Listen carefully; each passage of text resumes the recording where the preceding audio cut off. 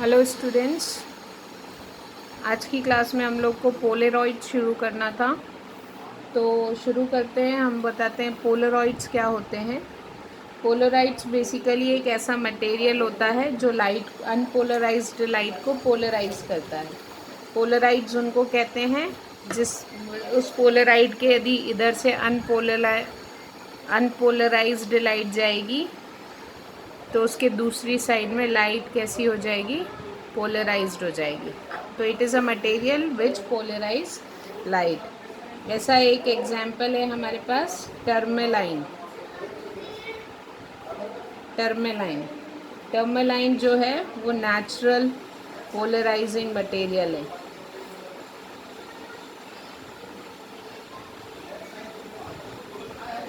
This is a tourmaline is a natural polarising material. ठीक है। अब हम इसको अब कई चीज़ें, ये जो पोलराइड्स हैं अब आर्टिफिशियली भी बनने लगे हैं। ठीक है। तो अभी पहली चीज़ तो अनपोलराइज्ड को पोलराइज्ड भी करती है। पोलराइड्स जो होते हैं वो अनपोलराइज्ड लाइट को पोलराइज्ड भी करती है, एज वेल एज यूज़ आती है फॉर द आइडेंटिफिकेशन। हम लाइट का पता भी कर सकते हैं कि वो लाइट कैसी है, पोलराइज्ड है या आइडेंटिफिकेशन ऑफ गिवन लाइट। उसका नेचर भी हम पता कर सकते हैं कि वो लाइट कैसी है। तो पोलराइड्स की हेल्प से हम ये सब कर सकते हैं। तो जो बेसिकली अनपोलराइज्ड लाइट को पोलराइज्ड करते हैं उसको अपन कहते हैं पोलराइज़र। क्या कहते हैं? पोलराइज़र। ठीक है। और ऐसा मटेरियल जिस पे पोलराइज्ड लाइट गिर रही है और हम उसको आइडेंटिफाई कर रहे हैं, दिस इज़ एन आइडेंटिफायर। तो हम उसको क्या कहेंगे? एनालाइज़र। क्या कहेंगे?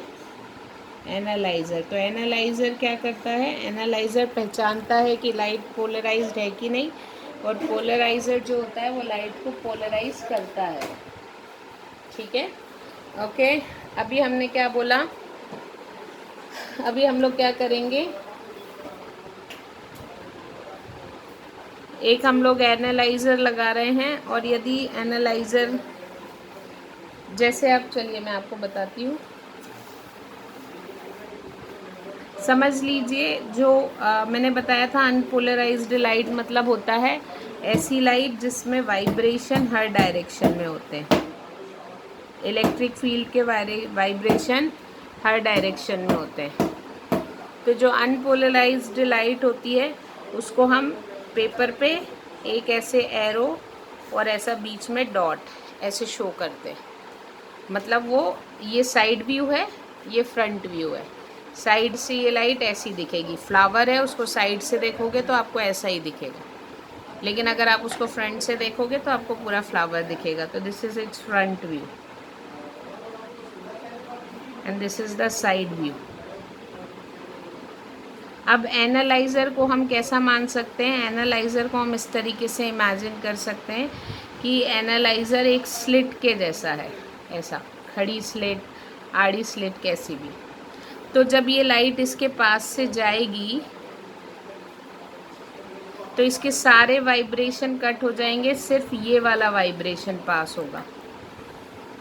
ये सब कैंसिल हो जाएंगे, ये वाले कोई भी वाइब्रेशन पास नहीं होंगे। क्यों? क्योंकि एनालाइज़र इस तरीके से है कि वो सिर्फ परपेंडिकुलर वाली रे को ही आगे पास करेगा। Getting my point? तो यहाँ से जो अनपोलराइज्ड लाइट, ये जो अनपोलराइज्ड लाइट है, जब ये आगे जाएगी तो ये सिर्फ ऐसे पैरेलल ये वाले वाइब्रेशन बाहर निकलेंगे। तो basically this is an analyser. Analyser, polariser, कुछ भी कह लो। This is an polariser, this is an polariser जिसने क्या किया, उसको सारे वाइब्रेशंस को कट कर दिया, सिर्फ जो सीधे वाले वाइब्रेशंस थे उनको आगे पास कर दिया। So this is a polariser. Getting my point?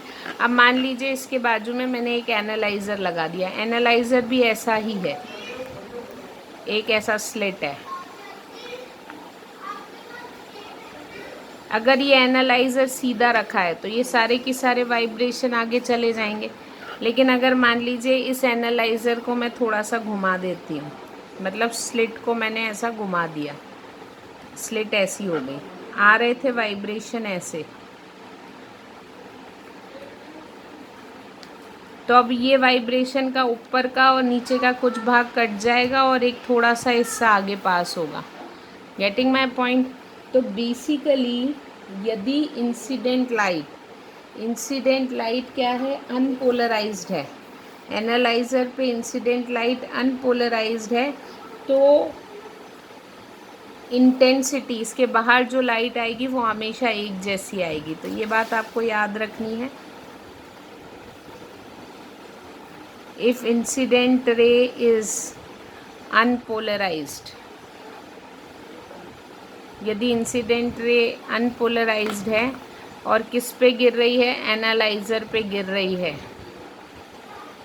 तो उसके बाहर जो इंटेंसिटी होगी, intensity is same, intensity of light is same.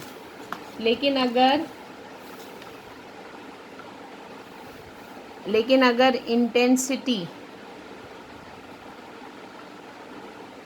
Change हो रही है बट ज़ीरो नहीं हो रही है, intensity changes but not zero, मतलब अंधेरा नहीं मिल रहा है, कुछ ना कुछ चमक मिल ही रही है, then incident light is partially polarised. तो जो इंसिडेंट लाइट है वो क्या है? पार्शियली पोलराइज्ड है। और यदि मान लीजिए इंसिडेंट रे किसी एक डायरेक्शन में पोलराइज्ड है, लीनियरली पोलराइज्ड है, तो इंटेंसिटी मिनिमम, इंटेंसिटी चेंज होगी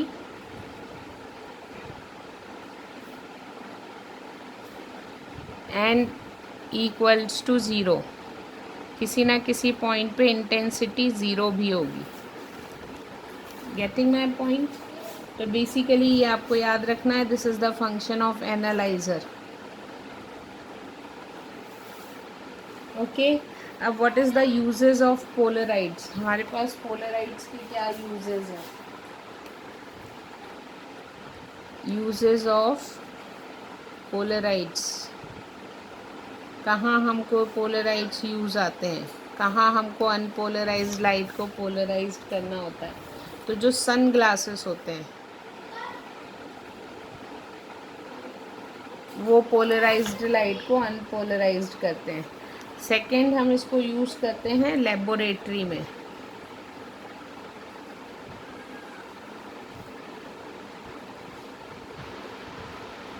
तीसरा, हेडलाइट्स ऑफ ऑटोमोबाइल में भी यूज़ होता है, headlight of automobiles. Getting my point? और उसके बाद इम्प्रूव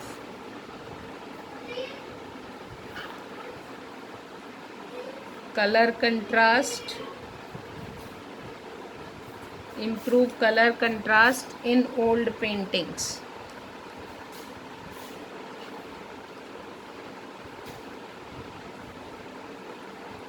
तो ये यूजेस ऑफ पोलराइड्स हैं, ठीक है। हाँ, अब हम लोगों को जो नेक्स्ट टॉपिक देखना है वो देखना है लॉ ऑफ मैलस। क्या देखना है? Law of malleus.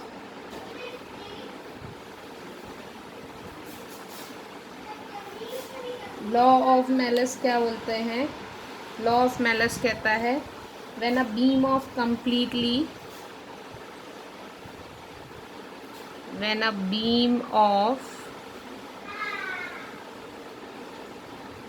completely plane polarized light, when a beam of completely plane polarized light is incident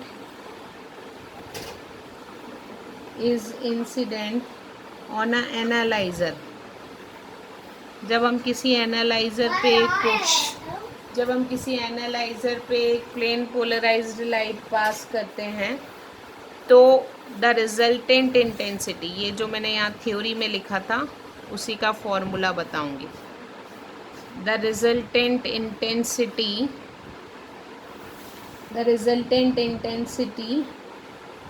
I varies, the resultant intensity मैंने बोला ना चेंज होगी, तो the resultant intensity varies directly as square of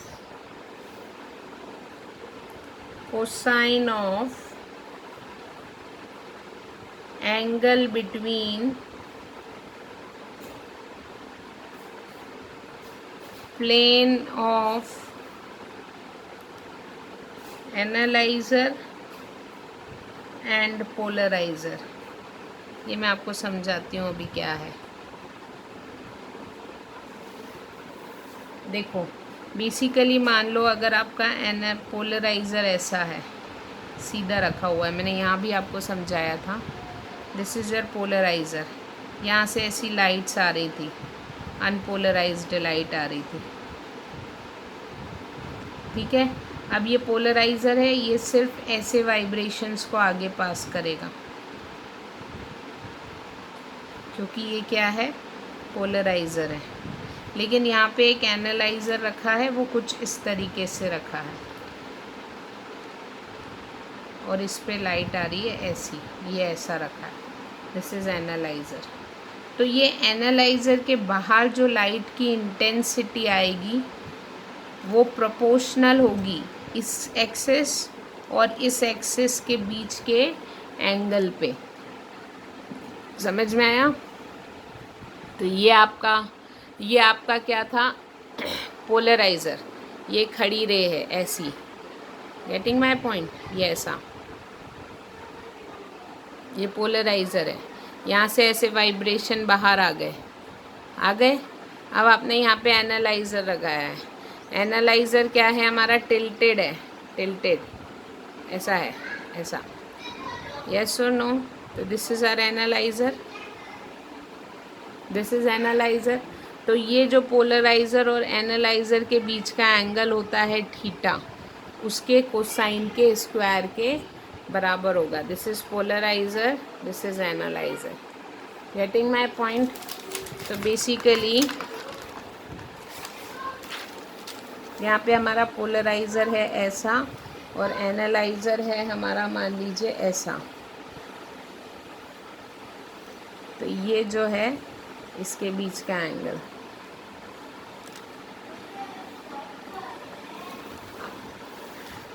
तो उन्होंने बोला intensity of light is proportional होगी cosine square of cos theta के। एनालाइज़र के बाहर जो इंटेंसिटी आएगी वो प्रोपोर्शनल होगी, तो प्रोपोर्शनल हटेगा तो एक कांस्टेंट आएगा, दैट इज़ मैक्सिमम, ठीक है।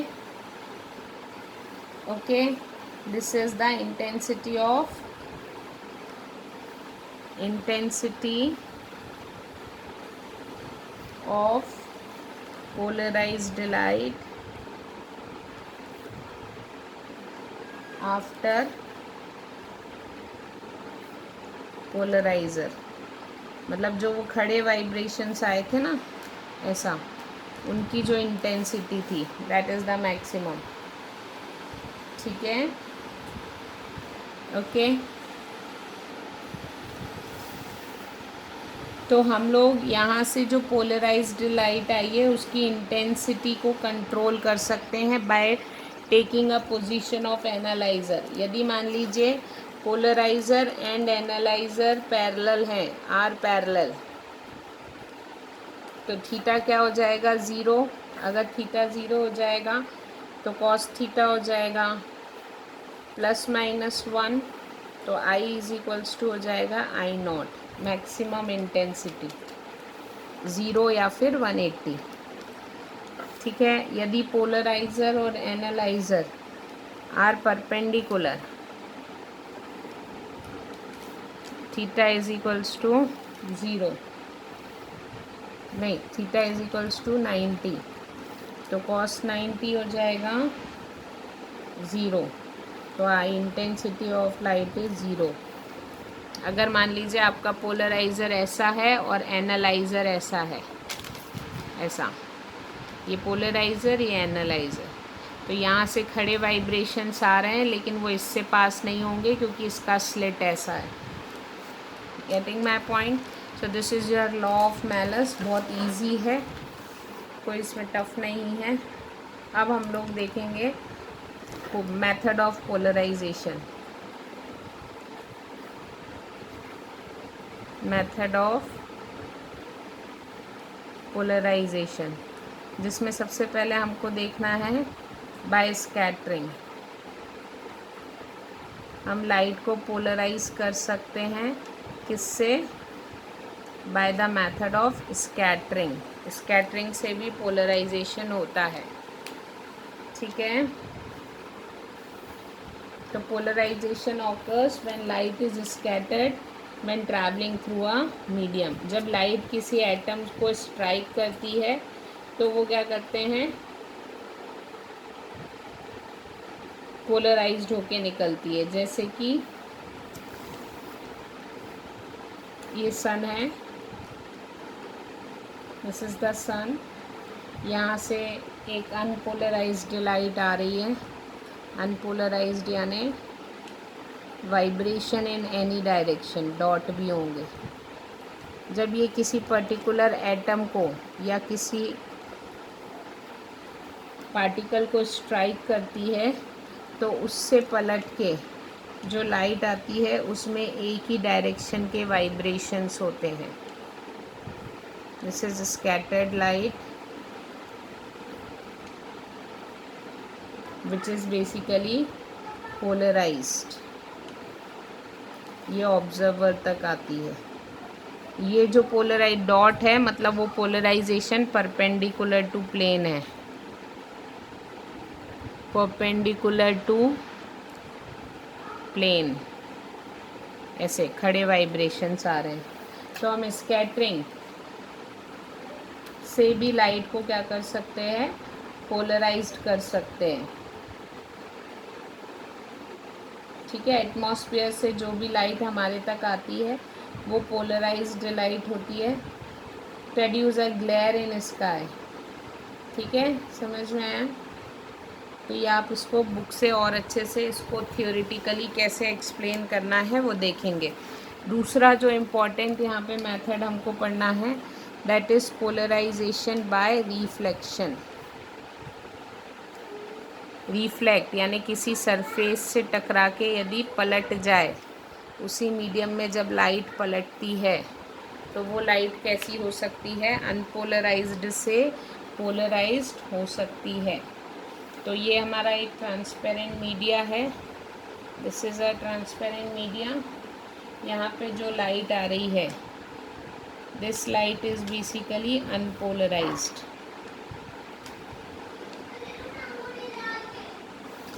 यहाँ पे एक अनपोलराइज्ड लाइट आ रही है, ठीक है, this is an plane X Y. तो जब एक अनपोलराइज्ड लाइट ट्रांसपेरेंट मीडियम पे गिरती है the reflected light is polarised. तो यहाँ पे जो रिफ्लेक्टेड लाइट होगी वो पोलराइज्ड होगी with the vibration perpendicular to the plane. मतलब यहाँ पे तो वाइब्रेशन हर डायरेक्शन में थे, लेकिन जब रिफ्लेक्शन के बाद लाइट पलट के जाती है तो वहाँ पे जो वाइब्रेशंस होते हैं वो vector perpendicular to the plane of incidence.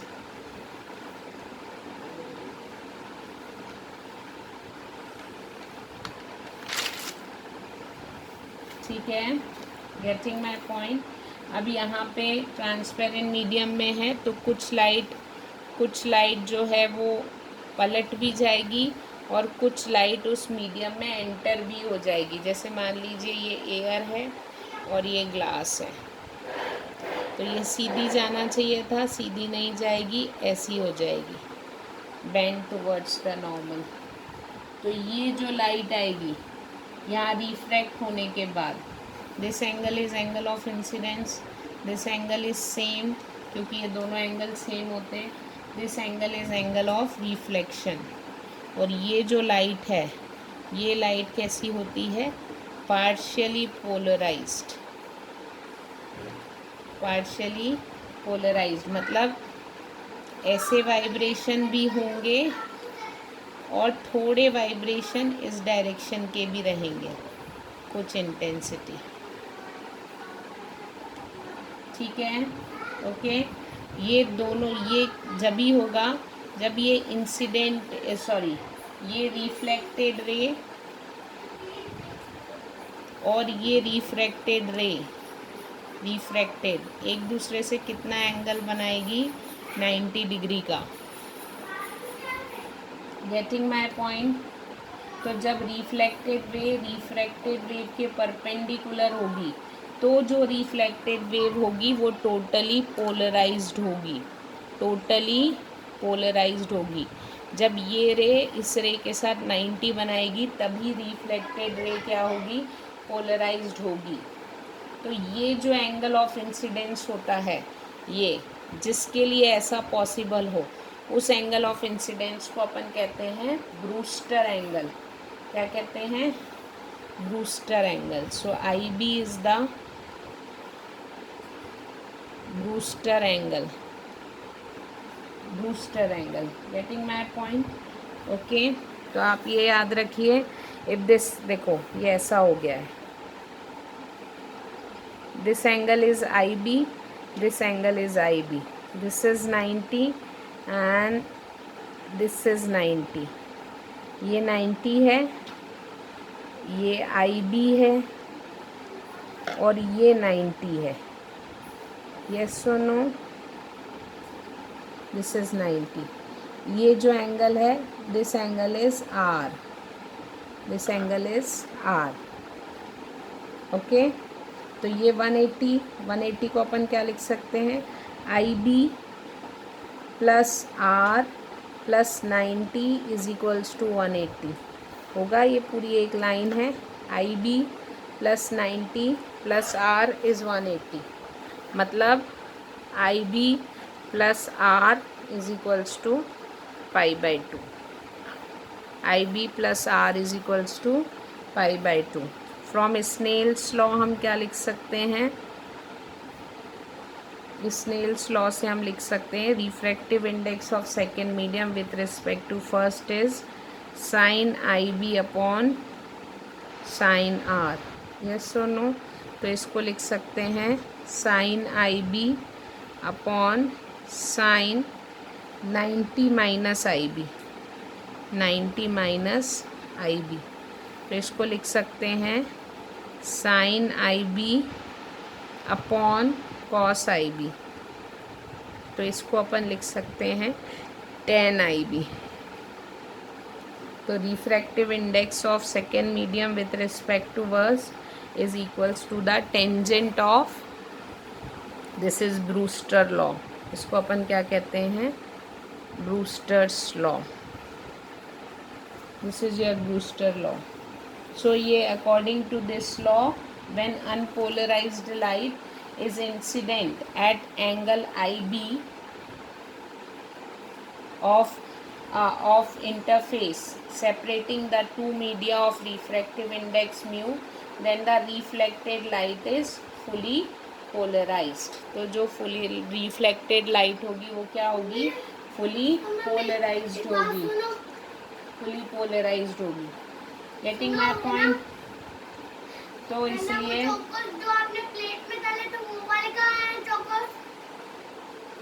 The parallel component of incident light does not disappear। Getting my point?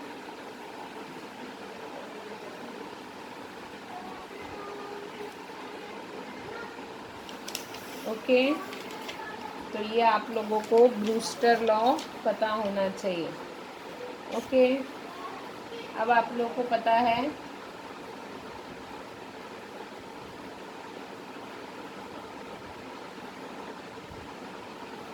तो ये यहाँ पे आप लोगों का ये चैप्टर ख़त्म होता है।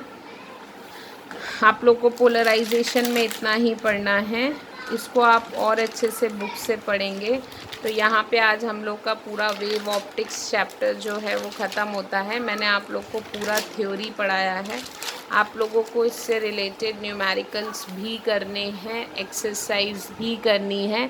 तो मैं आप लोगों को 3 डेज़ का समय दे रही हूँ, आप इसके एग्जाम्पल्स एक्सरसाइज ज़रूर करिए, पूरी थ्योरी पढ़िए एनसीईआरटी से, और जो भी प्रॉब्लम्स है वो मुझसे पूछिए।